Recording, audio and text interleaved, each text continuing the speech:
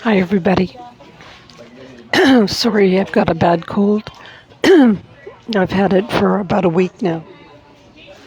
So today is October 29th, 2024. I've been posting these videos to recover as a form of therapy, to express my feelings and to recover from the trauma, the terrible trauma of watching my little brother, Paul Kierans, 64, with Down syndrome, be locked up by my own BC New Democratic Party government for 588 days before he had a stroke and died at Burnaby Hospital. I believe that he was sedated to death, that all the medical supports were removed, and he was sedated to death when my 82-year-old nun's sister, who was appointed his guardian, found out that the RCMP were investigating the fraudulent and forged power of attorney that this BC New Democratic Party government had created over Paul to give him the COVID-19 shot. So I found out at 6:30 on April 21st, and Paul, the next time I saw Paul, he was dead. He was recovering. It looked like he had a stroke or something. He had a gash on the side of his head about 2 centimeters across that was oozing blood. So he might have been struck by somebody or fallen. But he was recovering. He had grabbed a book from my hand. He was recovering so well that they had restrained him to the bed that he was in. His right hand, which was not affected by the stroke, was tied to the bed. So what I'm going to talk about today is evil David Eby, who it looks like for some unknown, indeterminate period of time is going to be the leader of our government. I believe he terminated my Twitter account. I've been, relatively active on Twitter and had a pretty good, far-reaching voice on Twitter. And during the last days of the British Columbia election before October 19th, I was just tweeting around the clock about the facts that I've discovered about this truly evil government. And the sooner they're gone, the better. So here's the facts that I discovered. Number one is that the BC New Democratic Party locked up my little brother based on a fraudulent and forged power of attorney for 588 days. And then I believe he was killed. I believe that he was sedated to death with hydromorphone on or about April 22nd of 2024. So you can count the facts on one hand. So that's the first fact. The second fact I found out is that David Eby took a $2.5 billion with a B dollar budget surplus that in 2017 and turned it into an $11 billion deficit this year and an overall $20 billion debt. Now that's a $20 billion in one of the most resource-rich places on earth. British Columbia is notoriously blessed with timber, mineral rights, hydroelectric power, tourist attractions. But David Eby, the evil, talentless idiot, David Eby, took that $2.5 billion surplus and turned it into a $20 billion debt. More importantly, in my opinion, David Eby's presided over the worst human catastrophe in the Western Hemisphere, 15,000 deaths from opioid overdoses, mostly by young men and boys, the flower of our youth. 15,000 British Columbians have died, been poisoned to death with opioids, including, believe it or not, if you're not from BC, drugs, poisons that were provided by the BC New Democratic Party evildoers government. So that's 3. So They locked up and killed my little brother. 2, they turned a $2.5 billion surplus into a $20 billion debt. They presided over and contributed to the poisoning deaths of 15,000 British Columbians in 7 years.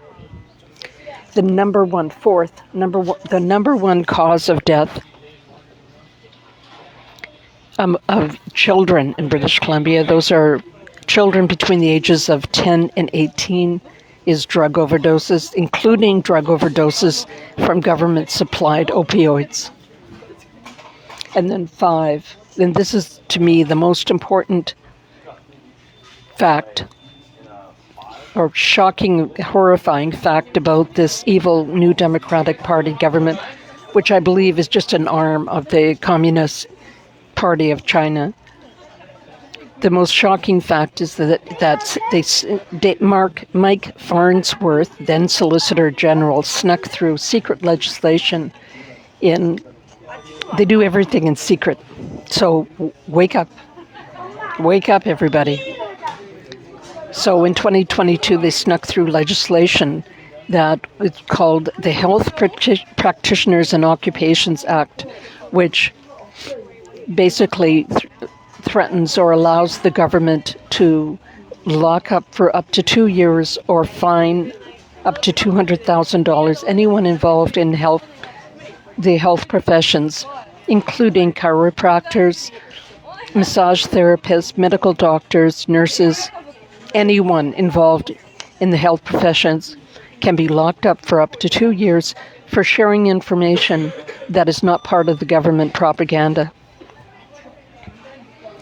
And I've explained to you that in the past, British Columbian, probably the greatest hero that's ever emanated from British Columbia, is Dr. Francim Oldham Kelsey, who was a pharmacologist and medical doctor who was a consultant to John F. Kennedy in 1961, and she advised against the marketing of thalidomide to pregnant mothers, and thereby saving tens of thousands of American babies from catastrophic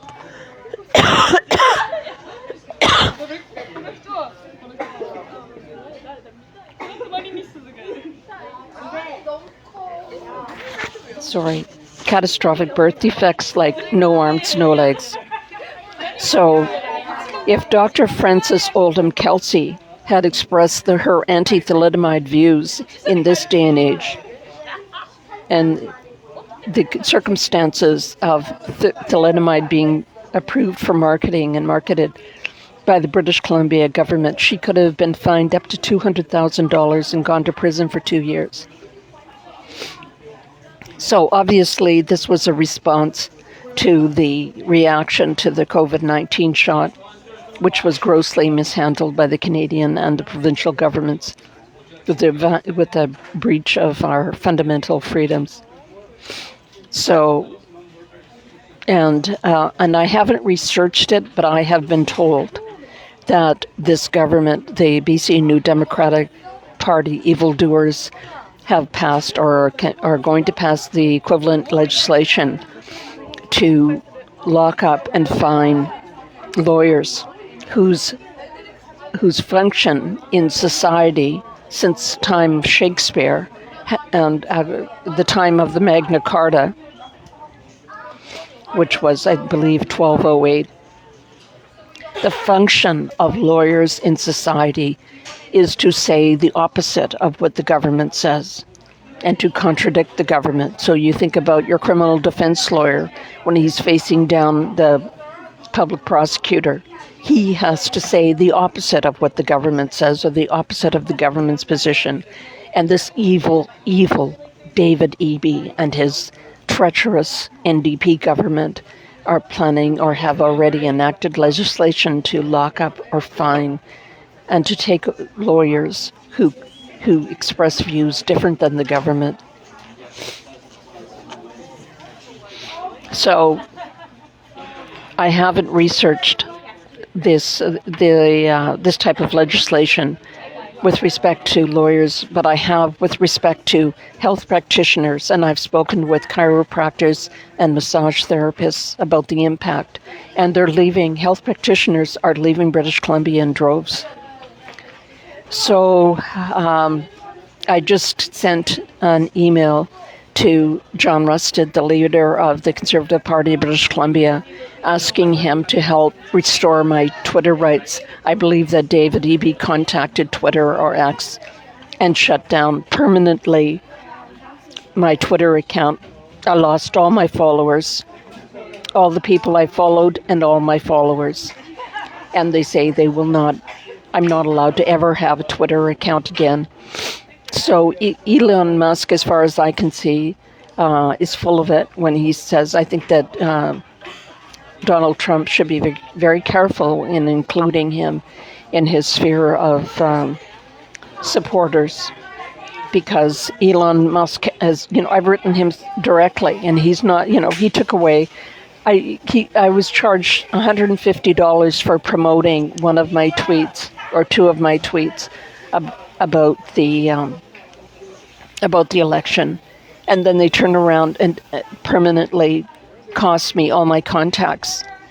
I believe I had 792 followers, which is something. There's 792 people from all around the world that were listening to my voice. So he took away my voice. Elon Musk and X took away my voice.